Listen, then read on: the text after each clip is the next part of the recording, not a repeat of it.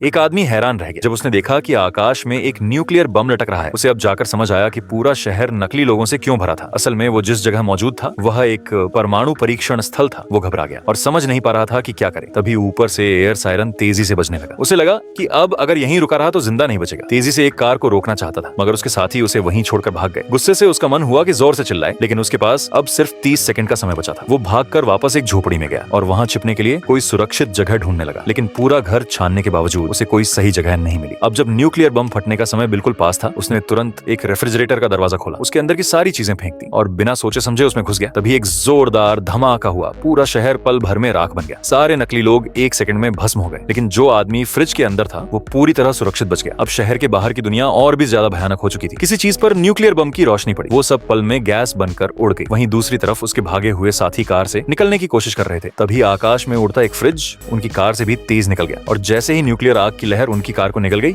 सिर्फ एक उड़ता हुआ फ्रिज और उसका दरवाजा बचा। आदमी को लगा कि अब उसका बचना नामुमकिन है, मगर किसे पता था कि वही फ्रिज उसे न्यूक्लियर ब्लास्ट के दायरे से बाहर उड़ा ले जाएगा। कुछ देर बाद लड़खड़ाता हुआ वो फ्रिज से बाहर निकला और इस तरह वो एक साधारण से फ्रिज की वजह से इस भयानक तबाही से जिंदा बचकर निकल पाया।